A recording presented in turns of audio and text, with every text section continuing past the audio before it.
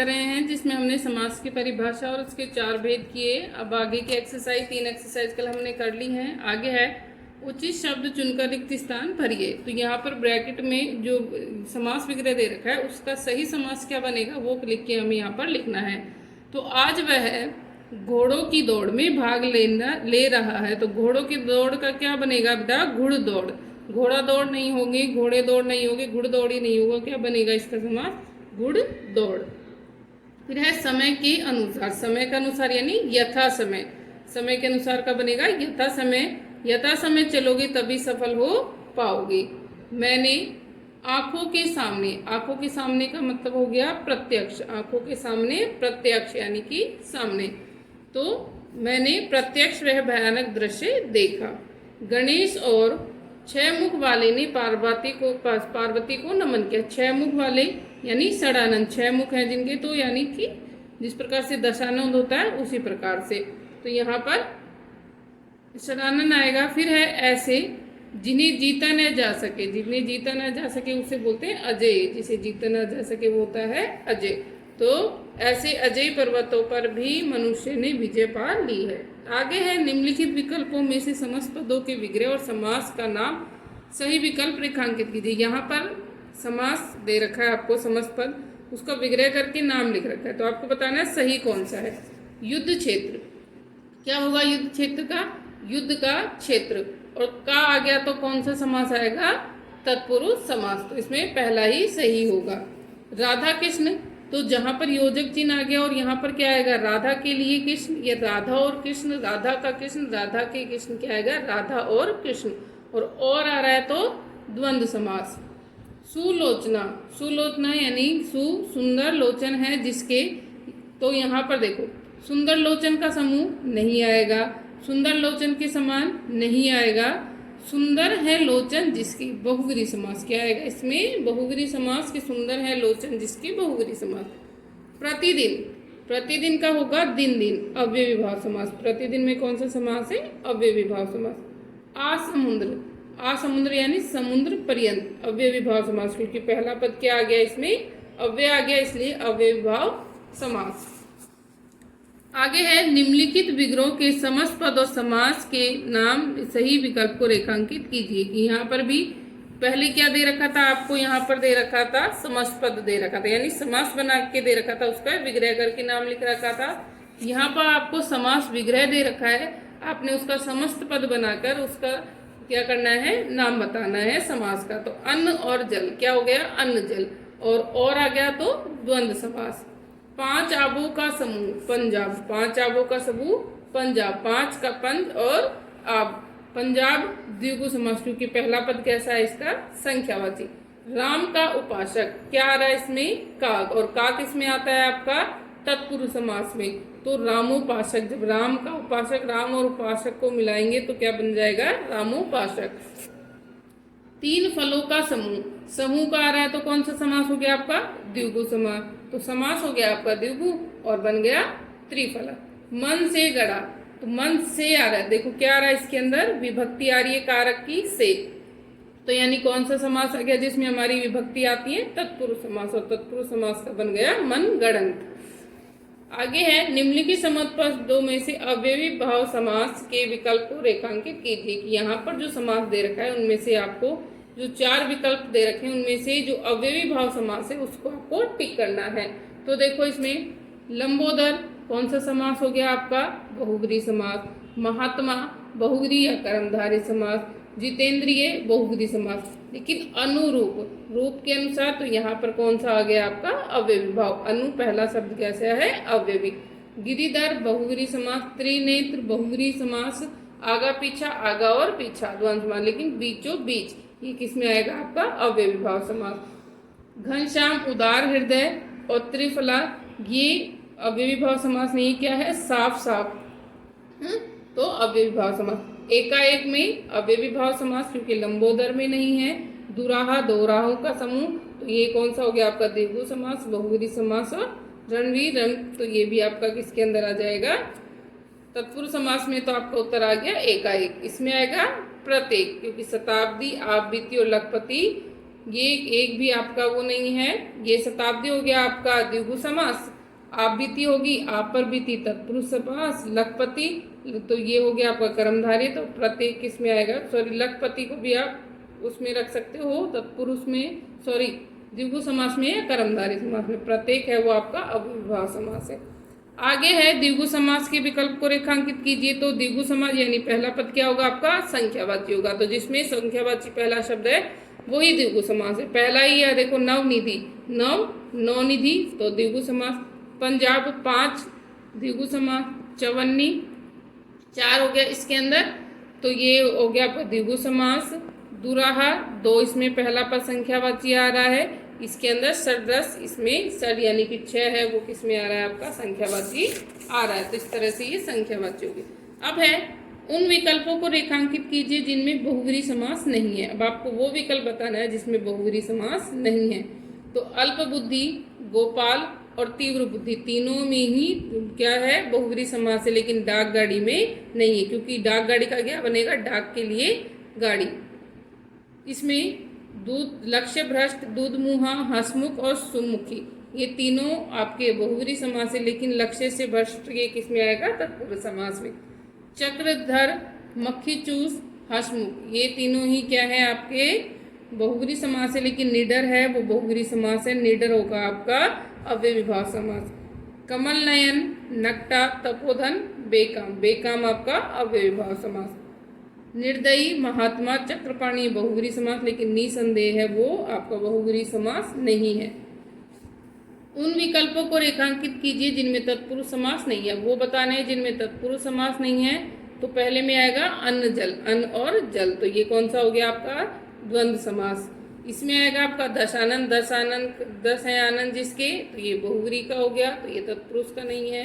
नवनिधि, नौ पहला शब्द संख्यावाची द्विगु समास। तिरंगा ये आपका बहुव्रीहि या द्विगु समास, तो ये भी नहीं होगा। और निसंदेह ये भी किसमें आएगा आपका, तत्पुरुष समास नहीं होगा। बाकी जो सभी हैं वो तत्पुरुष समास के। अकाल पीड़ित, अकाल से पीड़ित। अनुभवजन्य, अनुभव से जन्य। वाग्दाता, वाक का दाता। देशार्पण, देश को अर्पण। भय से भीत। बलि पशु, बलि पशु, बलि के पशु। यज्ञशाला, यज्ञ के लिए शाला। भूखमरा, भूख से मरा। जातिच्युत, जाति से च्युत। देव बलि, देव के लिए बलि। पर निंदा, पर की निंदा। मातृ स्नेह, माता का स्नेह। कनक घर, कनक का घर। कृष्ण सर्प, कृष्ण का सर्प। पराधीन, के अधीन। तो इस प्रकार से ये थे जी आपके तत्पुरुष समास थे, और ये जो जिन जिन के टिक लगाए वो तत्पुरुष समास नहीं है। बाकी की एक्सरसाइज बेटा हम कल करेंगे। Thank you.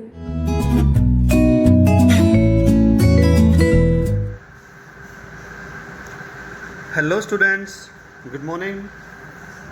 Again welcome in our English class of 9th, and we are going through our movement textbook, lesson number 4, in the kingdom of fools, यानी मूर्खों का साम्राज्य।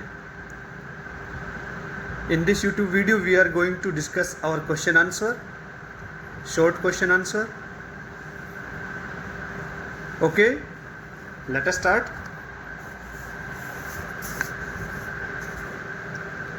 We have already two these short questions and we are going through the second.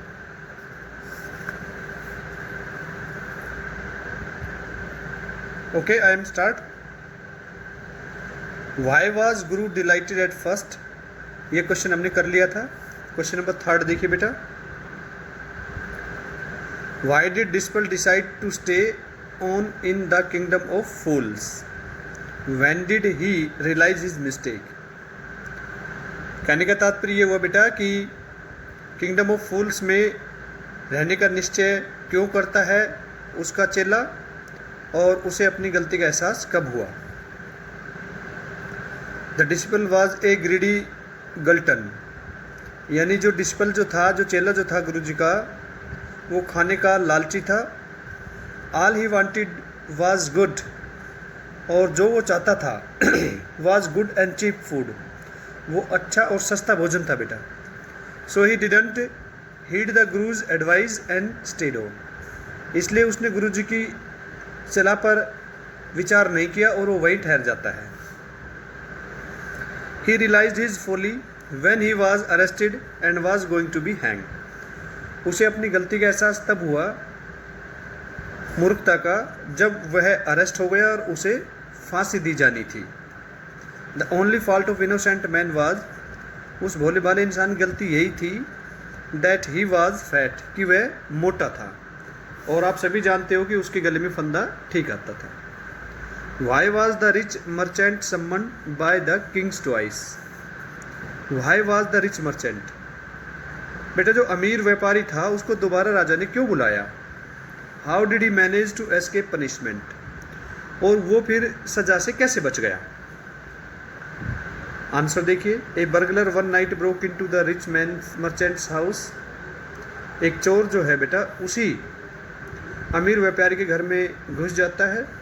Week wall collapsed, कमज़ोर दीवार थी वो हिली, and killed the burglar, यानी वो उस चोर की मृत्यु का कारण बनी। द मर्चेंट वॉज सम्मन फॉर ट्रायल, केस के लिए व्यापारी को बुलाया गया, एंड पनिशमेंट, और उसे सजा दी गई। ही वॉज सम्मन ए सेकेंड टाइम, उसे दोबारा सम्मन भेजा गया। When the gold smith passed on the blame to him, जब सुनार ने अपना ब्लेम उस पर डाल दिया।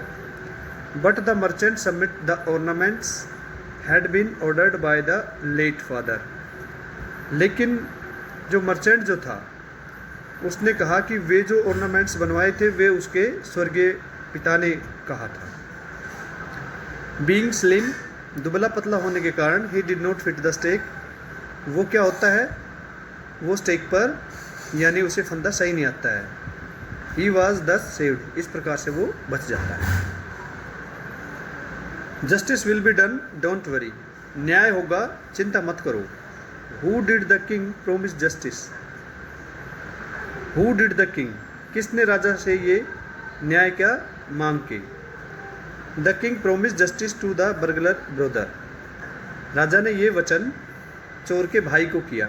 Who had complain to the king, जिसने राजा के सामने ये शिकायत की, that the weak wall of merchant, कि व्यापारी की जो कमज़ोर दीवार थी, हैड किल्ड हिज ब्रदर, उसने उसके भाई को मार डाला। So the merchant should be punished, इसलिए व्यापारी को दंड दिया जाना चाहिए। How did the dancing girl explain her movement on the street that day, question में पूछा गया बेटा कि डांसिंग गर्ल किस तरह बताती है जिस दिन वो पूरा दिन गली के अंदर घूमी थी। The dancing girl submit, dancing girl बताती है दैट शी वॉज इनोसेंट, कि वो तो भोली भाली है। The real culprit was the lazy goldsmith, असली मुजरिम तो वो सुनार है। Who called her several times to collect her ornament, जिसने उसे काफ़ी बार बुलाया ऑर्नामेंट्स लेने के लिए। So she had to walk up and down, इसलिए उसे चलना पड़ा उस स्ट्रीट में बार बार। When the wall was being built, जब वो दीवार बनाई गई थी। The gold Smith had his own story to tell in self confidence, gold smith जो था उसने अपनी ही एक कहानी बनाई। वट वाज इट, वो क्या थी। The gold smith explain to the king, gold smith ने राजा के सामने बताया द रीज़न फॉर डिले, भाई देरी का कारण, इन प्रिपेयरिंग द ऑर्नामेंट्स, आभूषण तैयार करने में, ऑफ डांसिंग गर्ल, उस नृत्य वाली लड़की के। The rich merchant wanted his order to be completed soon, क्योंकि अमीर व्यापारी अपने क्या जल्दी ही ऑर्नामेंट्स ऑर्डर को कंप्लीट चाहता था। So he had to give false excuse to the dancing girl, इसलिए उसने झूठे यानी हम कहेंगे कि बहाने बना दिए डांसिंग गर्ल के लिए।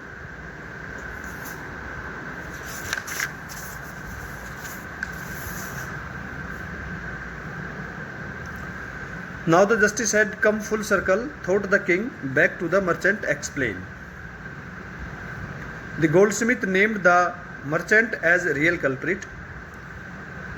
गोल्डस्मिथ ने व्यापारी का नाम लिया कि भाई वो एक असली मुजरिम है, reasonable for the death of burglar, और वही उस चोर की मृत्यु का कारण है। द किंग वॉज सेटिस्फाइड, तो राजा संतुष्ट हुआ विद एक्सप्लेनेशन जो उसने बताया। He decided to hang the merchant, और उसने मर्चेंट को फांसी देने का क्या कर दिया, आदेश दे दिया।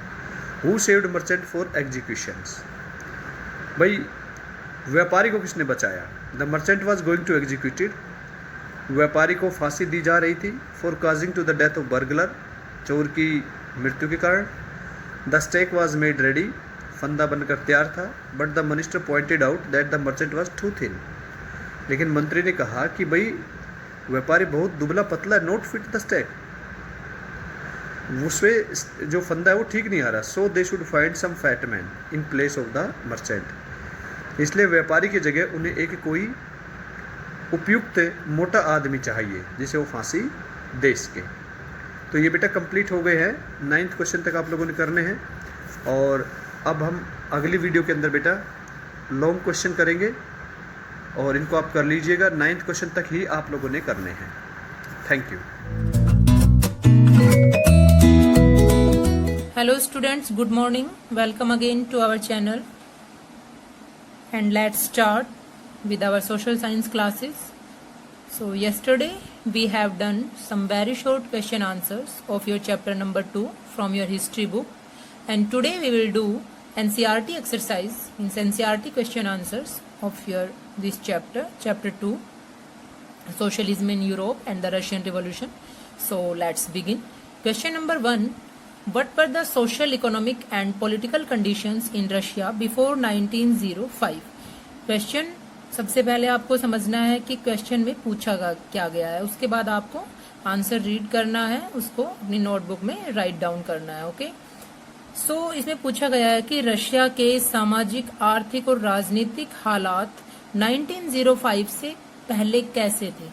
Social, economic and political conditions कैसी थी रशिया में बिफोर 1905। सो आंसर इज, क्योंकि आप ऑलरेडी चैप्टर रीड कर चुके हैं सो आपको इसके बारे में पता भी होना चाहिए, लेकिन फिर भी आप आंसर के थ्रू, यहाँ इस क्वेश्चन के थ्रू और दोबारा से चैप्टर रीड करके इसको अच्छे से क्लियर कर सकते हैं। आंसर क्या है? First point, in the country side the society was divided into small peasants, nobles and the Orthodox church. Means हमने चैप्टर में पढ़ा कि कंट्री साइड मीन्स गांव में क्या था कि सोसाइटी जो है divided into small peasants, nobles and Orthodox church. Okay, किसानों में, नोबल्स में, ऑर्थोडॉक्स चर्च के मेंबर्स में। The nobles and churches on large properties, whereas in cities the society was divided into employers and employees. Means गाँव में जो system था वो इस तरह का था। अब वहां पे नोबल्स मीन्स राजा या कुलीन परिवार आप कह सकते हो उनको, या चर्चेस के जो मेंबर्स थे उनके पास लार्ज प्रॉपर्टीज थी, ज्यादा प्रॉपर्टी थी। वेयरएज इन सिटीज, जबकि शहरों में क्या था, the society was divided into employers and employees. वहां पे एम्प्लॉयर्स और एम्प्लॉइज में सोसाइटी को डिवाइड किया गया था। Okay, so next point is point number 2, 85% of the country side population was engaged in agriculture. गांव की 85% पॉपुलेशन जो है इंगेज थी एग्रीकल्चर सिस्टम में। They were mostly small and poor peasants. वो लगभग कौन थे? स्मॉल एंड पुअर पीजेंट्स, गरीब और छोटे किसान थे। In cities the factory workers getting very small amount from their labour. अब शहरों में क्या था उसके अपोजिट कि फैक्ट्री वर्कर्स जो थे बहुत ज्यादा कम अमाउंट, बहुत ज्यादा कम वेतन जो है अपने मेहनताना का प्राप्त कर रहे थे। मीन्स सिस्टम इस तरह का था कि जैसे आप देखेंगे वर्किंग आवर्स जो है वो 12 to 15 आवर्स थे। Profits of the factories were property of the owners. सारा प्रॉफिट सिर्फ ओनर्स को जाता था। सो स्टूडेंट, सेकंड पॉइंट आपको यहाँ तक करना है, amount from their labour. Third point is peasants, workers and women were not given the right to take part in the government of the country. वहाँ के किसान, वर्कर्स और वुमेन, उनको ये अधिकार नहीं था to take part in the government of the country, कि वो देश की सरकार की किसी भी गतिविधियों में पार्ट ले सके, हिस्सा ले सके। And there was no democracy, वहां पे कोई लोकतंत्र नाम की कोई चीज नहीं थी। तो ये पॉइंट आपको कंट्री तक करके आफ्टर दैट ये लाइन करनी है, there was no democracy. Okay students, so first question is clear to all of you. So now let's start second question. Second question is, in what ways was the working population in Russia different from other countries in Europe before 1917? इस question में पूछा गया है कि 1917 से पहले Russia की जो पॉपुलेशन थी वो यूरोप के बाकी देशों के मुकाबले यूरोप के बाकी देशों के मुकाबले किन किन स्तरों पर भिन्न थी, किन किन लेवल पर डिफरेंट थी, different from other countries, in what ways, किन वेज में डिफरेंट थी. So answer is about 85% of working population of Russia was involved in agriculture before 1917. कि 85% पॉपुलेशन जो है रशिया की वो इन्वॉल्व थी एग्रीकल्चर में 1917 से पहले. They earn there livelihood from agricultural activities, वो अपना पूरा आजीविका का जो साधन था उनके पास एग्रीकल्चर ही था. Very few of the working population was engaged in industrial works as labourers in town areas. बहुत कम जनसंख्या ऐसी थी जो कि इंडस्ट्रियल वर्क्स में लेबरर्स के रूप में टाउन एरियाज में इंगेज थी. मीन्स अदरवाइज कंप्लीट जो है मीन्स लगभग 85% पॉपुलेशन अगर सारी ही एग्रीकल्चर में इंगेज थी तो आप देख सकते हैं कि कितनी कम पॉपुलेशन जो है इंडस्ट्रियल वर्क्स में इंगेज थी. Second point is whereas the percentage of working population involved in agriculture was low in other European countries.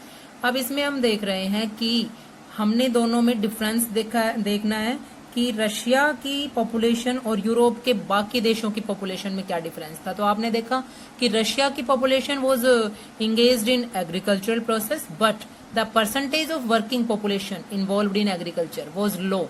कहाँ पे? अदर यूरोपियन कंट्रीज में. अदर यूरोपियन कंट्रीज में एग्रीकल्चर में कम इन्वॉल्वमेंट था वहां की पॉपुलेशन का.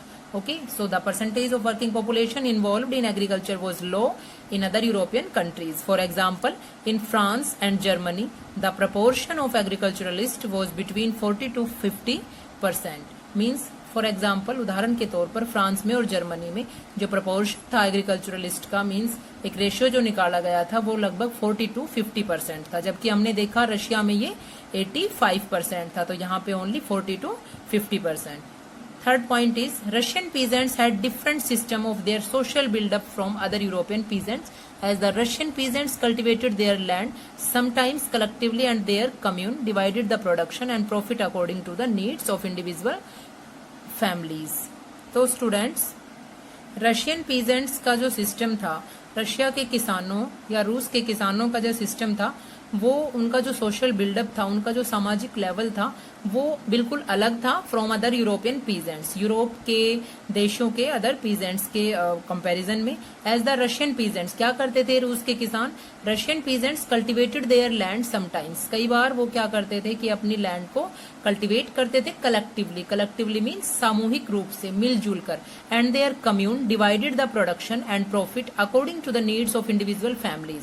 और उनका जो कम्यून होता था या उनका जो मीर, जो उनका हेड होता था, डिवाइडेड द प्रोडक्शन, जितना भी प्रोडक्शन होता था, एंड प्रॉफिट, जितना भी प्रॉफिट होता था, according to the needs of individual families, किसी भी एक फैमिली या इंडिविजुअल फैमिली की नीड्स के अकॉर्डिंग, उसकी जरूरतों के अकॉर्डिंग उनको डिस्ट्रीब्यूट कर देता था, उनको दे देता था, डिवाइड कर देता था. Okay student, so you can see that कि क्या डिफरेंस था रशिया की पॉपुलेशन में, रशिया के पीजेंट्स में और यूरोप के अदर कंट्रीज के पीजेंट्स में और वहां की पॉपुलेशन में. Okay, so let's begin question number 3. Why did the tsarist autocracy collapse इन 1917? हमने देखा कि जार का शासन था, तो हम कह सकते हैं कि एक राजा जार का जो एक तरह से इस तरह का तानाशाही जो शासन था वो कैसे खत्म हो गया. क्वेश्चन में पूछा गया है कि 1917 में जार का शासन क्यों खत्म हो गया. Answer is the tsarist autocracy collapsed in 1917 due to the following reasons. So students, आप ऑलरेडी पढ़ चुके हैं कि राजा जार जो है एक निरंकुश शासक था, वह एक विलासी शासक था और उसका जो है राजनीतिक पतन जो है उसके परिवार में ही चरम सीमा पर था, क्योंकि वो अपनी के पत्नी के दबाव में काम करता था और उसकी पत्नी एक ढोंगी साधु, जो हमने पढ़ा भी है, रासपुतिन के कहने पर चलती थी. रासपुतिन एक भ्रष्टाचारी शासन के पक्ष में था, तो जार के पतन का यह भी एक महत्वपूर्ण कारण था कि उसको पूरी तरह से जिसने डुबो दिया. तो बाकी हम इसमें डिस्कस कर लेते हैं. First point is economic, political and social conditions had deteriorated before 1917 in Russia. 70 lakh Russians had died in the First World War and 30 lakh people had become refugees due to the destruction of crops and buildings. हम देखते हैं कि economic, political and social conditions जो थी वो 1917 से पहले एक तरह से नष्ट हो चुकी थी. कैसे? एक तो 70 लाख रशियंस, 70 लाख रशियंस जो है मर चुके थे फर्स्ट वर्ल्ड वॉर में। रूस की पॉपुलेशन मीन्स बहुत ज्यादा मर चुकी थी। एंड 30 लाख पीपल, और 30 लाख पीपल जो थे हैड बिकम रिफ्यूजीज, वो शरणार्थी बन चुके थे। शरणार्थी मीन्स जिनके पास कोई घर नहीं था, जो रिफ्यूजीज के रूप में रह गए थे। कैसे? Due to the destruction of crops and buildings, क्योंकि बहुत सारी बिल्डिंग्स एंड क्रॉप्स को डिस्ट्रक्ट कर दिया गया था, तोड़ दिया गया था, खत्म कर दिया गया था फर्स्ट वर्ल्ड वॉर के ड्यूरिंग। तो ये बहुत बड़े रीजंस थे जो वहां की जो पॉपुलेशन थी वो राजा जार के एक तरह से खिलाफ हो गए थे। Second point, the soldiers were not in favour of fighting the war. अब सिपाही जो है नहीं चाहते थे कि हम ये युद्ध लड़े, and so they were against the government decision to continue the war. अब जैसे राजा ने कहा या रशिया के गवर्नमेंट ने कहा कि इस वॉर को कंटिन्यू रखा जाए, तो soldiers were not in favour of fighting the war. सिपाही नहीं चाहते थे क्योंकि वो अब थक चुके थे, इस युद्ध को वो नहीं लड़ना चाहते थे। जैसे कि आप जानते हैं कि 1914 में फर्स्ट वर्ल्ड वॉर जो है स्टार्ट हुआ था, and so they were against the government's decision to continue the war, इसलिए वो उस गवर्नमेंट के डिसीजन के अगेंस्ट हो गए। On 22 February, the government officials locked out a factory which led the workers of 50 factories to go on strike.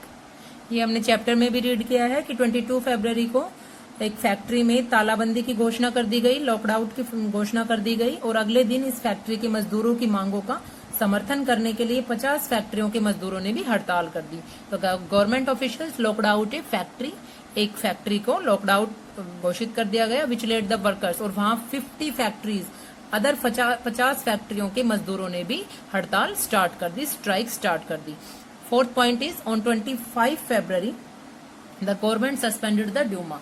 25 फरवरी को government ने ड्यूमा को सस्पेंड कर दिया। ड्यूमा क्या था? Duma was a like a parliament. This led to mass demonstration in streets on 26 February, और इससे क्या हुआ कि 26 तारीख को बहुत बड़ी संख्या में जो है प्रदर्शनकारी डेमोन्स्ट्रेशंस जो है वो खड़े हो गए, गलियों में उतर गए, और एक तरह से वो जो हमला करने लगे पुलिस मुख्यालयों पर, अदर बिल्डिंग्स पर। ठीक है। Next point is the government ordered the cavalry to fire on the demonstrators to control the situation, but the cavalry refused and joined the workers. अब सरकार ने ये सब चीजें रोकने के लिए घुड़सवारी वहां पे नियुक्त कर दी, कैवलरी घोड़ा सेना जो है, to fire on the demonstrators to control the situation, ताकि वो उनके ऊपर फायर कर सके, प्रदर्शनकारियों पे जो हड़ताल कर रहे थे रोड के ऊपर, टू कंट्रोल द सिचुएशन को कंट्रोल करने के लिए उनके ऊपर फायरिंग की जा सके। बट द कैवलरी रिफ्यूज, लेकिन उस कैवलरी ने बिल्कुल मना कर दिया, या जो घुड़सवार थे, घोड़ा सेना जो वहां पे तैनात की गई थी, उन्होंने बिल्कुल रिफ्यूज कर दिया, मना कर दिया, एंड ज्वाइंड द वर्कर्स, और उन्होंने वर्कर्स को सपोर्ट किया। Next point is lastly the cavalry and the workers formed the soviet or council called the Petrograd Soviet. Last में कैवलरी ने और वर्कर्स ने मिलकर क्या किया? सोवियत और काउंसिल जो है एक फॉर्म की, और उसका नाम रखा गया Petrograd Soviet. Thus the February Revolution brought down the monarchy and autocracy collapsed. तो इस तरह से फरवरी रिवॉल्यूशन ही राजा जार के अंत का कारण माना जाता है, क्योंकि बहुत सारी जो चीजें थी, बहुत सारे इंसिडेंट्स थे, वो इस तरीके के हुए कि राजा जार जो है उससे कोलैप्स की उसमें जा रहा था, और उसकी सिचुएशन एकदम से डिफरेंट हो चुकी थी। उसको राजगद्दी छोड़ने के लिए भी कहा गया, एंड ऑटोक्रेसी मीन्स एक तरह से उसकी ऑटोक्रेसी जो उसकी तानाशाही थी, उसका मोनार्की सिस्टम था, जो राजतंत्र था, वो पूरी तरह से कोलैप्स हो गया था। So these were the reasons of the collapse of the monarchal system of king jar. So students, now we have done 3 NCERT questions, and tomorrow we will do our remaining questions of this chapter. So today you have to do these questions in your fair notebook and learn also. Okay, thank you. Good morning students, this is Amrita Sharma. बच्चों, हम atoms and molecule chapter का revision कर रहे हैं, और इसमें आज हम डिस्कस करेंगे आयंस के बारे में। ओके, आयन क्या है? देखो, an ion is a positively और नेगेटिवली चार्ज एटम और ग्रुप ऑफ एटम। एक आयन जो है वो पॉजिटिवली चार्ज या नेगेटिवली चार्ज एटम हो सकता है, और ग्रुप ऑफ एटम हो सकता है। मतलब एक एटम पे भी चार्ज आ सकता है और ग्रुप ऑफ एटम पे भी चार्ज आ सकता है। Example of ions are, ion के एग्जाम्पल है बच्चों देखिएगा, सोडियम आयन, सोडियम आयन है Na positive, magnesium ion Mg2 positive. अब ये +1 चार्ज आएगा, +2 आएगा, -1 आएगा या -2 आएगा, ये डिपेंड करता है इन एटम का। जब आप इलेक्ट्रॉन डिस्ट्रीब्यूशन लिखोगे सेल में, तो ये स्टेबल होने के लिए, नोबल गैस जैसी कॉन्फ़िगरेशन अटेंड करने के लिए कितने इलेक्ट्रॉन लूज या गेन करते हैं। Oxide ion O2 negative, an ion is formed by loss or gain of electron by an atom. Ion कैसे बनते हैं, इलेक्ट्रॉन के लॉस करने से या गेन करने से। So it contains an unequal number of electron and proton, इसीलिए एक आयन में हमेशा इलेक्ट्रॉन और प्रोटॉन इक्वल नहीं होते हैं, जबकि न्यूट्रल एटम में जितने इलेक्ट्रॉन होते हैं उतने ही प्रोटॉन, क्योंकि न्यूट्रल एटम पे कोई चार्ज नहीं होता। प्रोटॉन पे जितना पॉजिटिव चार्ज होता है, इलेक्ट्रॉन पे उतना ही बच्चों नेगेटिव चार्ज होता है। तो ओवरऑल चार्ज कितना होता है, 0। Okay, there are 2 types of ion, 2 type के आयन होते हैं, कौन कौन से, कैटायन एंड एनायन। इनको हम डिस्कस करेंगे अब। कैटायन क्या होता है, तो बच्चों पॉजिटिवली चार्ज आयन को क्या कहते हैं, कैटायन कहते हैं। पॉजिटिवली चार्ज आयन कैटायन कहलाता है। Sodium ion Na positive, magnesium ion Mg2 positive are cation because they are positively charged ion, ये पॉजिटिवली चार्ज्ड आयन है। A cation is formed by loss of 1 और more electron by an atom. Cation कैसे बनता है, electron के loose करने से बनता है। 1 और मोर इलेक्ट्रॉन एटम लूज कर सकता है। अब कितने इलेक्ट्रॉन लूज करेगा वो डिपेंड करता है एटम की इलेक्ट्रॉनिक डिस्ट्रीब्यूशन पे। For example sodium atom loses 1 electron to form sodium ion Na positive ion. अब सोडियम 1 ही क्यों लूज करता है, ये अभी हम आगे डिस्कस करेंगे। चलो एक बार देख लो, सोडियम का एटॉमिक नंबर होता है 11। इसकी आप इलेक्ट्रॉनिक कॉन्फ़िगरेशन KLM सेल में लिखेंगे बच्चों 281। अब इसको तो 8 इलेक्ट्रॉन चाहिए ना वैलेंस सेल में, तो अपना 1 इलेक्ट्रॉन ये लूज कर देगा, 1 इलेक्ट्रॉन लूज करेगा, तो इस पे 1 पॉजिटिव चार्ज आएगा। Since a cation is formed by removal of electron from an atom, therefore cation contain less electron than normal atom. Cation के पास नॉर्मल एटम से हमेशा क्या होंगे बच्चों, कम इलेक्ट्रॉन होंगे। ठीक है, we know that a normal atom or a neutral atom contains an equal number of proton and neutron। एक नॉर्मल एटम में या न्यूट्रल एटम में इलेक्ट्रॉन और प्रोटॉन क्या होते हैं बच्चों, बराबर 9। Since a cation is formed by loss of 1 और more electron by an atom. Cation कैसे बनता है, 1 या ज्यादा इलेक्ट्रॉन लूज करने से। Therefore a cation contains less electron than proton, इसीलिए कैटायन के पास इलेक्ट्रॉन कम होते हैं, प्रोटॉन ज्यादा होते हैं। The ions of all metals element are cation. जितनी भी मेटल आयन बनाती वो सारे कैसे बनाती, cation. Only hydrogen ion H positive ion and ammonium ion NH4 positive ion are cation formed from non metal. ये ऐसे 2 कैटायन हैं जो नॉन मेटल बनाते हैं। We will now give the reason for positive charge on a cation. Cation पे positive charge क्यों आता है ये हम डिस्कस करेंगे। We know that a proton has 1 unit positive charge and electron has 1 unit negative charge। ये बात हमें पता है। प्रोटॉन पे 1 यूनिट पॉजिटिव चार्ज होता है, इलेक्ट्रॉन पे 1 यूनिट नेगेटिव चार्ज होता है। Now a normal atom contain equal number of proton and electron. Normal atom में प्रोटॉन इलेक्ट्रॉन बराबर होते हैं, so it is electrically neutral, इसलिए इस पे कोई चार्ज नहीं होता है। When a normal atom loses electron to form cation, जब नॉर्मल एटम इलेक्ट्रॉन लूज करता है कैटायन बनाने के लिए, then in this cation the number of electron becomes less. Electron कम हो जाते हैं देन नंबर ऑफ प्रोटॉन से। In other word we can say that cation has more proton than electron. Proton ज्यादा हो जाते हैं इलेक्ट्रॉन की बजाय। Due to more proton than electron a cation has positive charge. Proton ज्यादा होने से कैटायन पे कैसा चार्ज आता है, पॉजिटिव चार्ज आता है। अब देखिएगा ये सोडियम एटम है। सोडियम एटम में प्रोटॉन 11 प्लस चार्ज 11 हो गया, इलेक्ट्रॉन 11 माइनस चार्ज 11, तो plus minus cancel, total charge 0। अब Na पॉजिटिव में एक इलेक्ट्रॉन रिमूव कर दिया इसने, देखो प्रोटॉन तो प्लस ही रहे, 11 प्लस के चार्ज रहे, और इलेक्ट्रॉन कितने हो गए, एक कम हो गया तो 10 हो गया, माइनस चार्ज, तो प्लस का 1 चार्ज इस पे बच गया, इसीलिए कैटायन पे कैसा चार्ज आता है, पॉजिटिव चार्ज आता है। ओके, अभी बेटा हमने कैटायन के बारे में पढ़ा है। देखो कैटायन का मतलब पॉजिटिव चार्ज आयन है। कितना पॉजिटिव चार्ज आएगा मैं आपको पहले बता चुकी हूँ, वो डिपेंड करता है उसकी इलेक्ट्रॉनिक कॉन्फ़िगरेशन पे कि स्टेबल होने के लिए, ऑक्टेट कंप्लीट करने के लिए कितने इलेक्ट्रॉन एटम लूज करता है। ओके, नाउ हम नेगेटिवली चार्ज आयन के बारे में पढ़ेंगे। A negatively charge ion is always known as anion. Negatively charge ion को क्या कहते हैं बच्चों, anion. For example chloride ion, oxide ion are anions because they have negatively charge, क्योंकि इनके पास कैसा चार्ज है, negatively charge. An anion is formed by gain of 1 और more electron by an atom. Anion कैसे बनता है, इलेक्ट्रॉन के गेन करने से। अब गेन करेगा, लूज करेगा, ये भी इलेक्ट्रॉनिक कॉन्फ़िगरेशन पे ही डिपेंड करता है। कोई एटम इलेक्ट्रॉन गेन करके स्टेबल होता है, कोई लूज करके। For example, chlorine atom gains accept 1 electron to form a chloride ion. Chlorine का एटम एक इलेक्ट्रॉन गेन करता है, Cl एक इलेक्ट्रॉन गेन करके कैसा आ गया बच्चों, Cl नेगेटिव आ गया। अब जो एनायन है वो कैसे बनता है, इलेक्ट्रॉन के गेन करने से। तो जब एक एनायन बनता है तो उसके पास इलेक्ट्रॉन ज्यादा होते हैं, प्रोटॉन कम होते हैं। प्रोटॉन तो उतने ही रहते जितने पहले थे। देयरफॉर एटम पे कैसा चार्ज आ जाता है बच्चों, नेगेटिव चार्ज आ जाता है।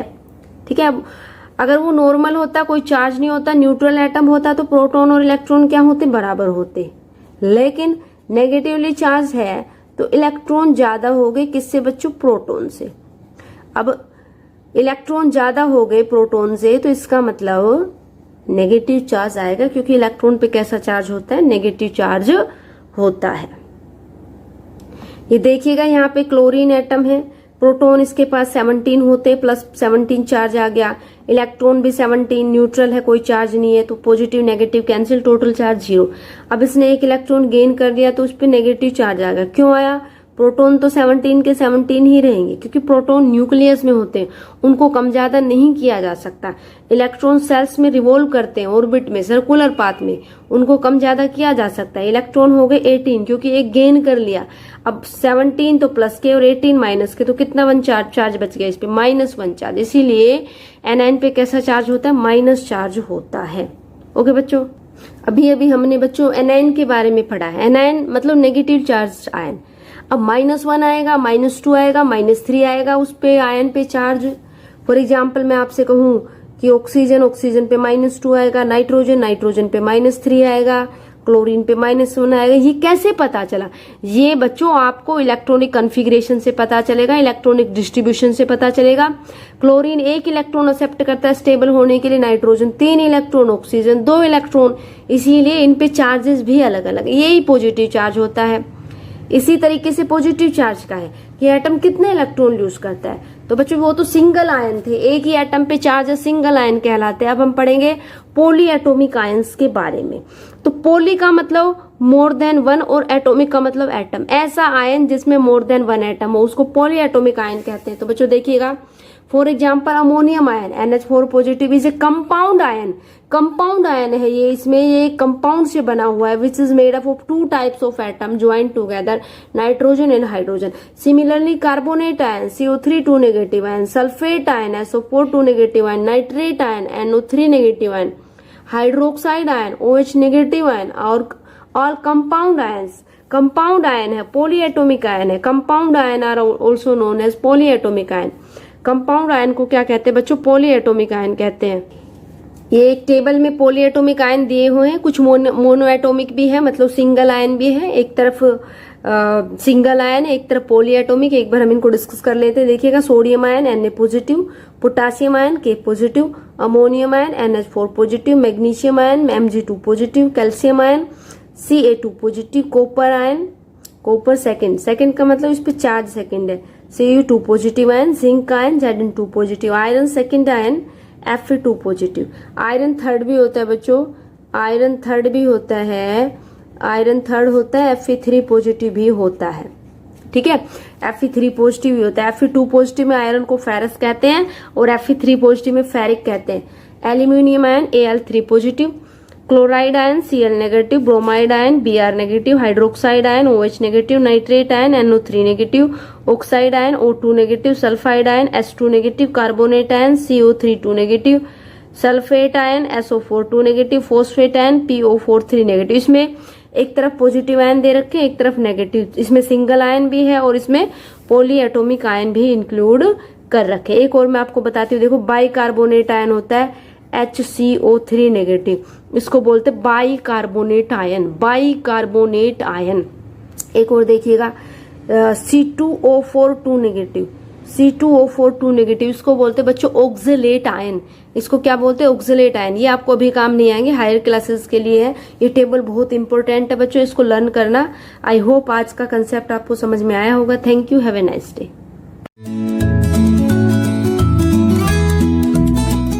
गुड मॉर्निंग स्टूडेंट्स, कैसे हैं आप सभी। मैं रोहित सर आज आपको नया टॉपिक टिश्यू चैप्टर में वेस्कुलर टिश्यू उसके बारे में बताने जा रहा हूं। और मेरी इस वीडियो को शुरू से लेकर लास्ट तक ज़रूर देखें।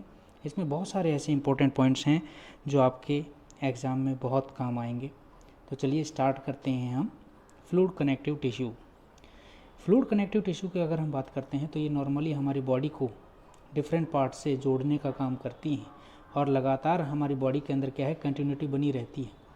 जैसे ब्लड और लिम्फ लगातार मात्रा में पहुंचते रहते हैं। ब्लड और लिम्फ, अगर मैं ब्लड की बात करूं तो ये कैसा टिश्यू है? Fluid connective tissue. ब्लड को हम डिवाइड करते हैं प्लाज्मा में, कॉर्पसल्स में। प्लाज्मा के अंदर क्या आते हैं? Serum, protein.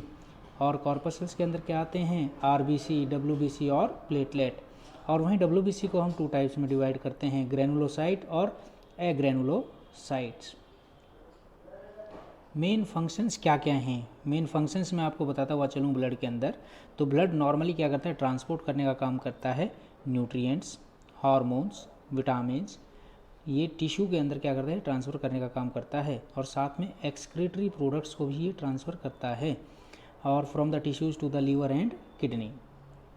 दूसरी बात अगर मैं बात करूँ तो RBC क्या करते हैं? ऑक्सीजन कैरी करने का काम करते हैं। और साथ में फूड स्टफ़, जो भी फूड हम खाते हैं उसको ऑक्सीडाइज करने का भी काम करते हैं। वाइट ब्लड कॉर्पसल्स की बात करें या वाइट ब्लड सेल्स की बात करें तो ये डिजीज़ से क्या करती हैं? फाइट करती हैं। और साथ में कोई भी माइक्रो ऑर्गेनिज्म जो हमारे फूड के साथ अंदर चला जाता है तो उसको डिस्ट्रॉय करने का ये क्या करती हैं? काम करती हैं। और साथ में एंटीबॉडीज़ बढ़ाने का भी ये काम करती हैं। ग्रेनुलोसाइट्स की अगर हम बात करते हैं तो इनके अंदर न्यूट्रोफिल्स, इओसिनोफिल्स और बेसोफिल्स क्या हैं? प्रेजेंट होते हैं। और एग्रेनुलोसाइट की बात करूं तो लिम्फोसाइट और मोनोसाइट की हम बात करेंगे। ब्लड जो प्लेटलेट्स है, ब्लड प्लेटलेट्स ये क्या करते हैं? साइट ऑफ इंजरी को डिसइंटीग्रेट करने का काम करते हैं, मतलब वहाँ पे क्लॉटिंग करने का क्या करते हैं? काम करते हैं। तो ब्लड प्लेटलेट्स क्या करते हैं? ब्लड क्लॉटिंग करने का काम करते हैं। आगे चलते हैं तो आपको पता चलेगा कि भाई लिम्फ, क्योंकि हमने ब्लड के बारे में पढ़ लिया, लिम्फ के बारे में बता देता हूँ। लिम्फ भी क्या है? एक प्रकार से कलरलेस फ्लूइड है और जो कि ब्लड कैपिलरीज से क्या है? फिल्टर आउट होती है। रेड ब्लड कॉर्पसल्स की अगर मैं बात करूँ तो इनके अंदर कुछ प्रोटीन जो मेन जो सम ब्लड प्रोटीन्स होते हैं वो एब्सेंट होते हैं। लिम्फ के अंदर सबसे ज़्यादा मात्रा में WBCs पाई जाती हैं। मेन फंक्शन क्या है? ये न्यूट्रिएंट्स को ट्रांसपोर्ट करने में हेल्प करते हैं और साथ में ब्लड कैपिलरीज से क्या करते हैं? ये फिल्टर करने का काम करते हैं ताकि दोबारा से रिसर्कुलेट हो सके बॉडी के अंदर। ये कार्बन डाइऑक्साइड और नाइट्रोजनस वेस्ट को टिश्यू फ्लूइड से ब्लड के अंदर ले जाने में हेल्प करते हैं। अब बात आती है बच्चों नर्वस टिश्यू की। लास्ट टॉपिक है हमारा नर्वस टिश्यू। मेन विशेषताएं क्या क्या हैं nervous tissue? Brain, spinal cord, nerves, ये सारे के सारे मिलके क्या बनाते हैं बच्चों? नर्वस टिश्यू बनाते हैं। ये क्या है? It is made of the highly specialise cells, जिसको हम नर्व सेल्स कहते हैं या न्यूरॉन्स कहते हैं। इनकी एबिलिटी क्या होती है? ये स्टिमुलाई को रिसीव करने का काम करती है, वो भी outside from the body. Last में मैं बताता हुआ चलूँ आपको यहाँ पर, ये क्या करती? ये इम्पल्स को क्या करती? कंडक्ट करने का काम करती है different parts of the body to travels from one neuron to the another neuron. Nerve cell कभी भी डिवाइड नहीं होती, ये बात आप अच्छे से समझ लें, क्योंकि नर्व सेल कभी भी डिवाइड नहीं होती हैं। Each neuron has a following 3 parts. है ना। हर न्यूरॉन के पास 3 मेन पार्ट्स होते हैं जिसका नाम है साइटोन, डेंड्रॉन्स और एक्सॉन। साइटोन को हम क्या कहते हैं, सेल बॉडी कहते हैं। इनके अंदर सेंट्रल न्यूक्लियस होता है, साइटोप्लाज्म होता है, और साथ में बताऊँ इसके नेजल ग्रेन्यूल्स क्या होते हैं, प्रेजेंट्स होते हैं, जो कि रफ एंडोप्लाज्मिक रेटिकुलम्स में होते हैं। जो डेंड्रॉन्स है ये शॉर्ट प्रोसेसिंग की अगर हम बात करें तो ये नॉर्मली साइटोन के चारों तरफ नज़र आते हैं ब्रांचिंग की फॉर्म में, जो स्टिमुलाई को रिसीव करने का काम करते हैं।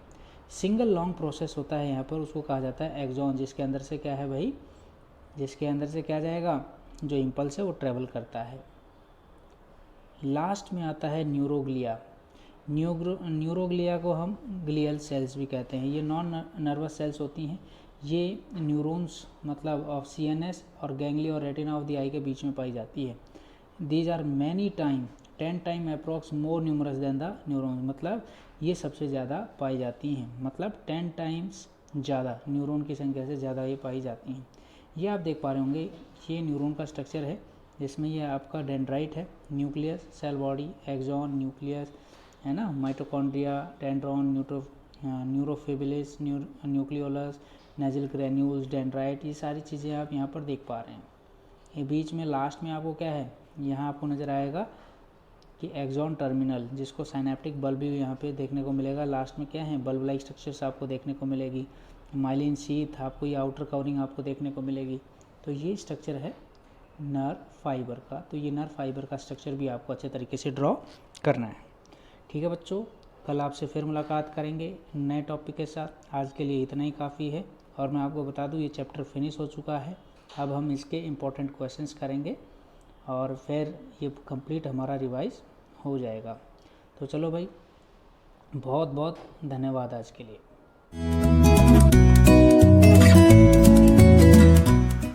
Hello students, good morning everyone.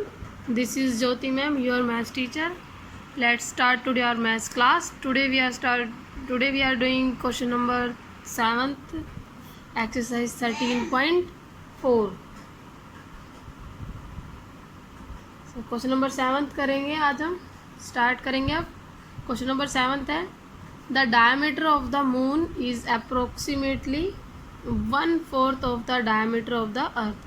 जो मून का डायमीटर है वो अप्रोक्सीमेटली अर्थ के डायमीटर के 1/4 के इक्वल है। Find the ratio of their surface area.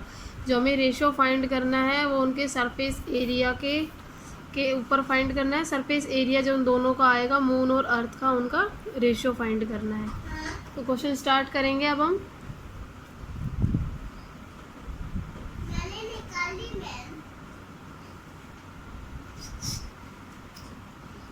सबसे first let be diameter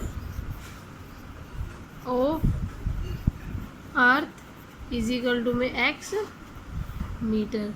radius क्या हो जाएगी, radius x/2 metre. Surface area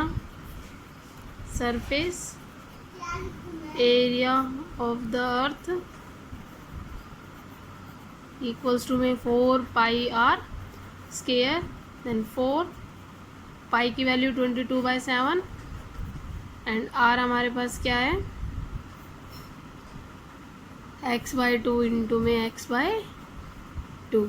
ये हमारा क्या आ गया, surface area of the earth. Next में हम इससे कैंसिल कर सकते हैं इसको, 2 2 जा 4 पर कैंसिल, तो हमारे पास ये क्या आ गया, देखो यहाँ पर पाई एज इट इज 22/7 को पाई है हमारी value, x square metre square. ये सरफेस एरिया किसका है, हमारा अर्थ का। नेक्स्ट हम लेंगे let with diameter of moon. Diameter moon का किसके इक्वल है, 1/4 ऑफ डायमीटर ऑफ अर्थ। जो अर्थ का डायमीटर उसके 1/4 के इक्वल है। इसकी रेडियस आ जाएगी मून की x/8,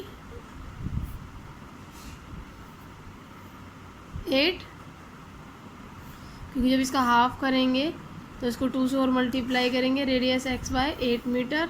surface area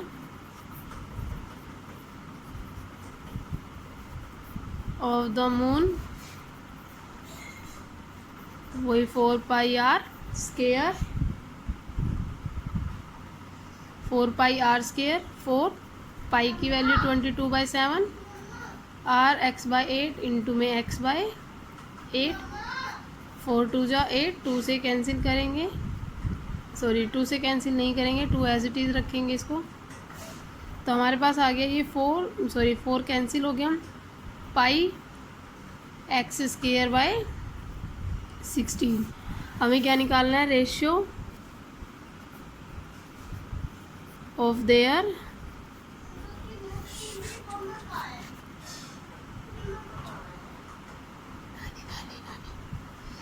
surface, ratio of their surface areas equal to में surface area of moon upon में surface area of earth. Surface area of moon हमारे पास क्या है, पाई x²/16, और अर्थ का हमारे पास क्या है, surface area pi x square, pi से पाई कैंसिल, x² से x² कैंसिल, तो हमारे पास क्या आ गया 1/16। तो रेशो क्या आ गया, 1/16 हमारा क्या हो गया, आंसर हो गया। नेक्स्ट हमारा क्वेश्चन है question number 8। A hemispherical bowl is made of steel 0.25 centimetre thick. एक हेमिस्फेरिकल बाउल है जो स्टील से बना हुआ, और उसकी थिकनेस कितनी है, 0.25 centimetre. The inner radius of bowl is 5 centimetre. Find the outer curve surface area of the bowl. Outer curve surface area find करना है, उसके लिए हमें आउटर रेडियस चाहिए। सबसे पहले हमें रेडियस ऑफ बाउल क्या गिवन है, 5 centimetre. Thickness of steel 0.25 centimetre. तो दोनों को अगर मिलाएंगे आउटर रेडियस आ जाएगी हमारे पास। Outer radius of bowl 5 + 0.25 5.25 centimetre.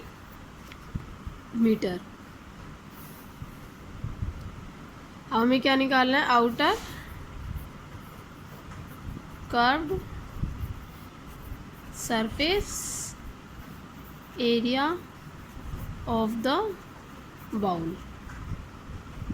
Curved surface area निकालना है, वो क्या होता है 2 पाई आर स्क्वायर, 2 पाई की वैल्यू 22/7, आर हमारे पास 5.25 मल्टीप्लाई में 5.25, 2 22/7, 525/100, 525/100 कैंसिल करेंगे। 21 पर 4 जा 21, 4 जा 7 3 जा 21, 2 1 जा 2, 2 2 जा 4, 2 से 11 पर कैंसिल। तो हमारे पास आ गया 11 3 जा 33, 33 मल्टीप्लाई बाय 21 अपॉन में 4। तो हम इसको मल्टीप्लाई करेंगे 33 को 21 से, तो हमारे पास आएगा 693 अपॉन में 4। अब 693 को 4 से डिवाइड करेंगे, 4 1 जा 4, 2 9, 4 7 जा 28, 1 3 4 3 जा 12, 0.12 4 2 जा 8, 4 5 जा 20, 173.25 सेंटीमीटर स्क्वायर। ये हमारे पास क्या आ जाएगा, बाउल का outer curved surface area. Thank you.